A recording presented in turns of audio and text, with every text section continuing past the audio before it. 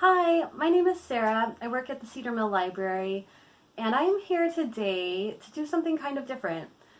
Normally, I spend my days getting books and DVDs and CDs and articles, all sorts of things for all sorts of different people so that they can teach and learn and relax with those materials. And obviously now we're all in a different place and we're all adjusting. And the libraries, we aren't open the way we used to be, but the libraries continue to support our community in different ways. And the way I'm hoping to support you all today is by guiding you through making an abstract drawing. And if you don't normally draw, then this might seem intimidating, but I want you all to know that we're going to be making rectangles and circles and lines. And everyone can do that. You can draw a rectangle. You can draw a circle. And my goal is to hopefully give you something that you can learn from. And one of the reasons I say learn from is because I really think that abstract art is a good opportunity to explore the inside of yourself. So it's what's going up in your head, what's going on in your heart. And it's the things that maybe we don't understand well enough yet. We don't have words for them. We can't really tell what's going on. I really think that abstract art is a great way for us to explore those things. We get a chance to make something or look at something someone else has made that's a little bit unknown. And during that process, we look at it, we ask questions, we see if anything comes up as, does it remind us of something? Do we feel something about this? Is it telling us something? And it can just be a really interesting process. And the picture we're going to make today is based on a story. So I love to read, and stories have beginnings, middles, and ends. And so the drawing we're making today is structured in that same way. It has a beginning, it has a middle, and it has an end. I think it helps us to confront that blank page a little easier and tell our own story. So I hope that you make this drawing along with me today, and I hope you also make a drawing that tells your own story, apart from my story that I put on you today, that you make your own shapes and lines and put them together in a way that makes you think and says something about you and you could ask your own questions. And so please follow along, but also please pick up another piece of paper when you're done and make another drawing. So today I want to encourage you to use anything you have: pencil, marker, crayon, charcoal, anything you can think of that can make a mark on a piece of paper. Make it, use it. And it doesn't even need to be a piece of paper. It can be a paper bag, it can be a piece of cardboard. You probably have some boxes around. You can make the drawing on anything. You can make it on scrap paper, computer paper, anything. Today I used this. It's called a China marker. The closest thing you probably would have in your house to this is a children's crayon. It's a little bit waxy. The reason I use it is I just thought it goes a little faster for the video, so you don't have to sit here all day and watch a video, but also it shows up a little darker. But I imagined that you would be using a pencil when you did this. But again, pen, paper, put it together. Anything you have, please. And let's get to making a drawing together. Okay, we're going to get started with our drawing. And what we talked about was having a drawing that's based on a story with a start, a middle, and an end. So with the start, we're just going to think about the top of the page, where the beginning. And for each section, we're going to think about them separate, but also they might interact. So for the start, for any part of the piece, really, what you'll want to think about is what is the start like? Is it small? Is it large? Is it structured? Is it wild? Is it calm? Is it crazy? So you just think about the start of your story, whatever story you're telling. Don't get too literal with it, but let it influence how you're making your piece. So the start of this story is just a line. It's just a straight line. When I say straight, I mean as straight as you can make it. You're welcome to use a tool like a ruler or a straight edge, but don't feel like you have to. The next line just comes straight down. To make this line as straight as I can, I'm trying to use the edge of the paper and keep it about the same distance from the edge of the paper. Same over here. I'm just trying to make these about the same distance or same length. You can use your pencil. You can line one edge up with the start of the line and one with the end. Kind of gauge, use your finger to mark the other point, and kind of gauge where it is. I'm going to turn these lines into rectangles. So for this top one, I'm just going to kind of draw another line below it to make it into a rectangle. For these two over here, I'm going to make them a little longer. And I'm going to make another line about an inch apart.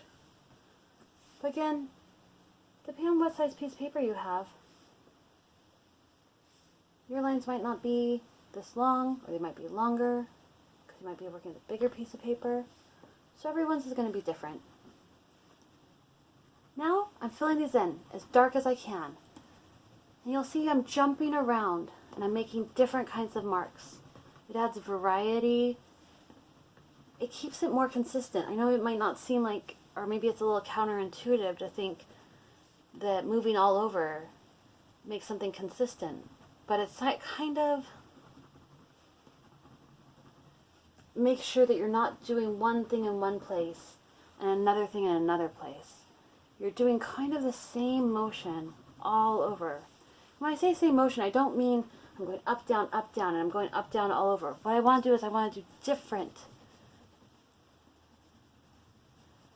types of marks. It adds a variety. And I'm just pressing as hard as I can. 100% of my pressure. Nothing that would tear the paper or break my lead. But it is 100%, just as hard as I can press.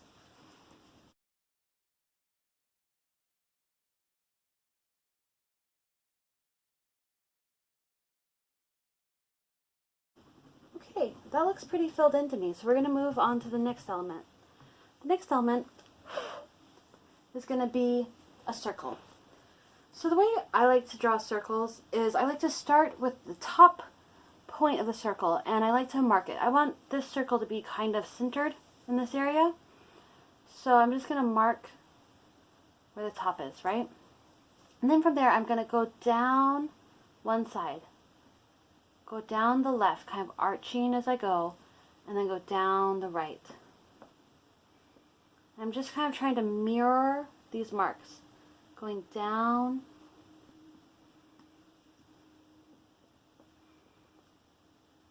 and trying to make them similar on each side. The other thing I'm looking at is this negative space, the space between the elements. So I'm trying to make the distance between this line and this line about the same as the distance between this line and this line.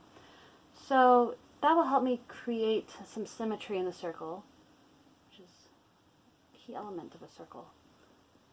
Now, the best thing to do is to press kind of lightly. When you're just sketching something out, press lightly.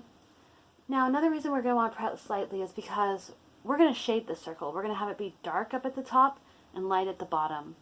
So as we move down, I'm just getting lighter and lighter with the pressure I apply with my pencil. And really, at the bottom of this circle, I want it to be almost as light as can be. So I'm not even going to fill in the bottom of the circle. I'm just going to kind of go most of the way down, and then I'm going to stop.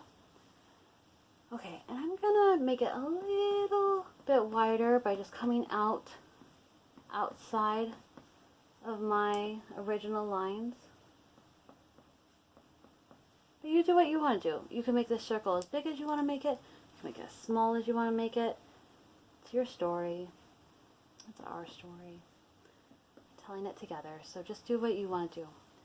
Okay, to shade it, I want us to think about like the top quarter or so. You don't have to draw this line, but you can. This top quarter is going to be the darkest part of the circle. And this last quarter down here is going to be the lightest part. And this is all going to be kind of in between. So go ahead and fill in this top portion as dark as you can.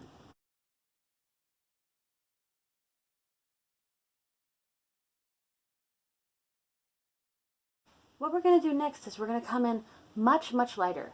Now when I was going dark, I was holding the pencil very firmly, and I was pressing very firmly. Now that I'm going lighter, I'm going to loosen the grip on the pencil. And I'm just going to really just barely stabilize it with my hands. And I'm going to barely touch it to the paper. I'm starting in my dark place, barely touching, and then just gliding it over. Just gliding it over as lightly as I can. And again, I'm going to try to change the direction. I'm not just going to go straight across with all one movement. I'm going to go in circles. I'm going to go horizontal, and I'm going to go vertical and diagonal. I'm just going to try and make a variety. I'm just filling it in with my lightness. Now, where I see a light area, I'm going to come in, carefully filling that in. If I see light areas, just carefully filling those in. Okay, that's pretty good.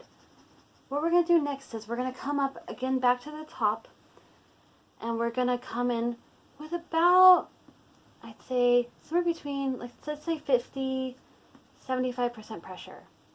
Not 100%, but just enough so that when I come out of my darkest dark, I can see it. I can see the difference between the lightest light that I put on just before this. So I'm just going to bring this down a little bit. Now what I'm going to do next is I'm going to try to get the inside of the circle to kind of match this outer line. Where this outer line is, I want the inside to kind of blend a little better. So I'm just pressing, honestly this is light. This is like 10-20% pressure. And I'm just coming up as close to that line as I can get with my 10-20% pressure, and I'm going over it until it matches that line there. And then I'm gradually bringing it in. As I bring it in, I'm just barely pressing. This is really very light. You can see on this darker part, it doesn't really even make much of a difference. But on the lighter parts, it does show up a bit more. So just blending, just going over very lightly. I'm still noticing a bit of a hard edge here, so I want to come in a little darker. This is 80% pressure. This is 50% pressure, so just as much pressure as I need to see it. And then I lighten up as I move away from my darkest dark. I press lighter and lighter. Lighter is always better. You can always come in darker. You can always go over it again.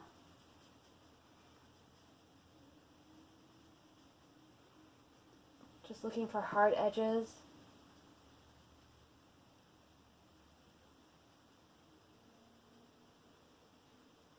Okay, now I'm just going to bring in my lightest lights here. Very, very, very lightly. Very, very, very lightly.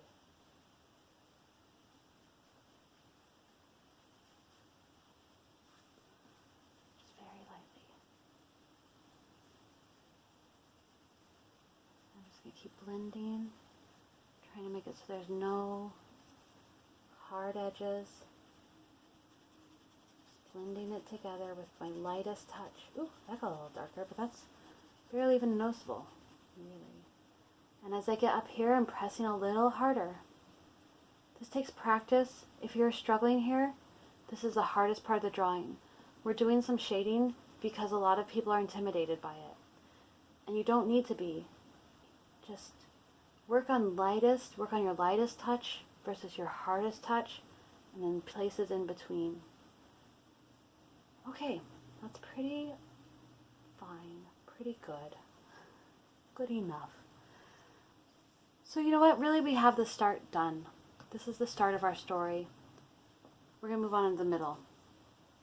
And the first thing I think about for this middle is that the start keeps going.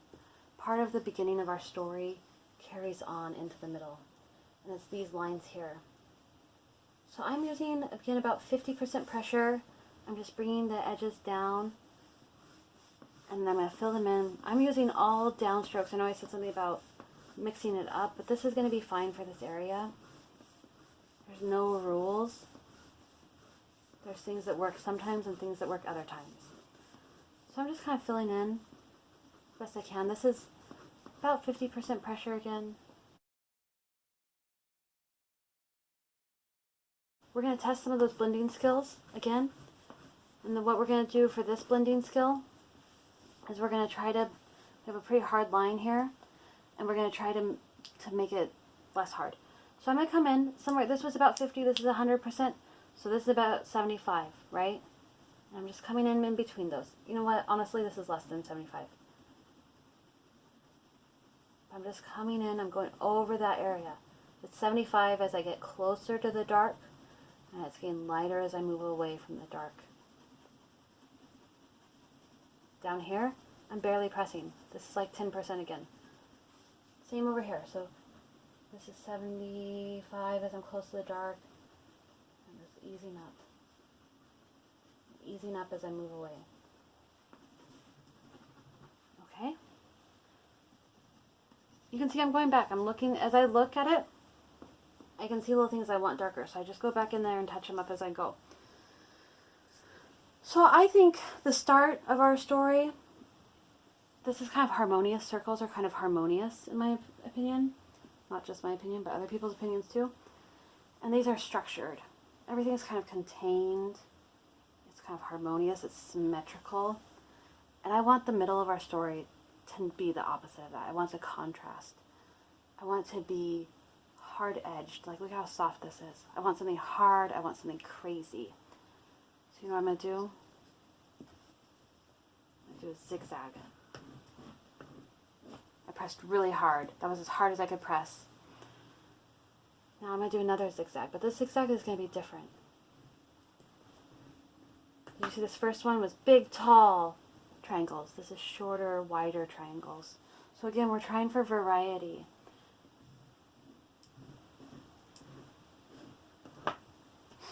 So as I make these, I'm not only thinking about variety, I'm thinking about one goes up, these both go down. So I don't want it to be exactly like one for one, but think about that. Also, I'm looking and I'm saying like, okay, it's kind of empty here, it's kind of empty here. How can I get a line into that space? What does it take for me to get a line there? As I start to see patterns, and maybe I want to contrast those patterns.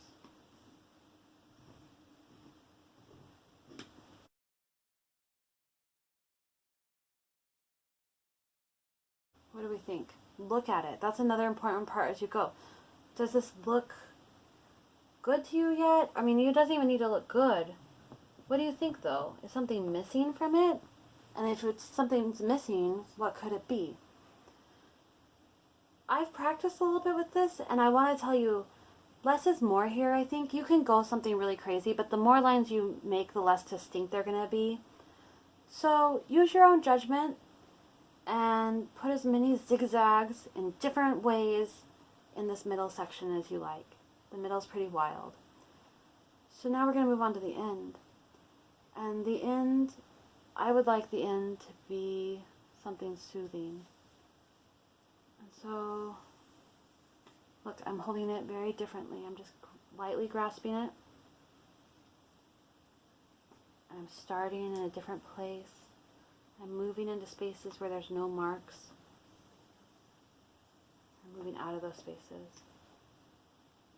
I'm waving quite a bit, very kind of wavy, almost straight. Now obviously this kind of looks like water. It's kind of soothing, gentle, up and down. And look at that, it bleeds into the middle. Goes into the middle. Okay, so now the next thing I'm going to do is I'm just going to bring this, I'm using my lightest touch. I'm just making these columny things kind of touch, my watery, wavy things. Just bringing them down until they touch. very lightly. You can see I don't have to be as particular here because they're kind of hidden behind the chaos of the zigzag lines. So I have a little bit more forgiveness here. If you really screw something up, you can always just put something on top of it. Okay, now is a chance for you to take a look at your drawing, what you have so far, and notice if there's anything you'd like to change or touch up. Maybe you want to blend your columns a little bit better. Maybe you want to touch up your circle a tiny bit. Maybe you want to add some darkness, some thickness to some of these lines or make them a little more sharp. I wouldn't go too much. I think you should think of this as a sketch.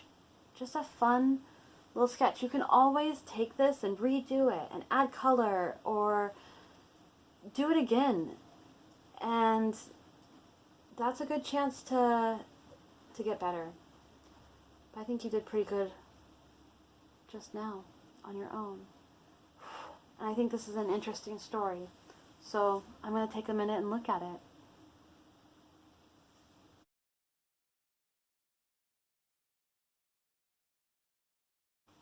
Well, I hope that went really well for you.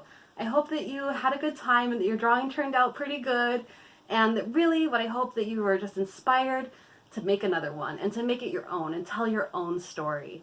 So remember to take a few minutes and look at your drawing and try to see what it reminds you of, if there's anything that invokes any sort of feelings or thoughts and what that might mean to you, and make your own and do the same thing. Just look at it, spend some time with it, and let it tell your story to you. Okay, I hope to see you all again soon. I hope you all are taking care of yourselves and just be kind, be safe. We miss you at the libraries.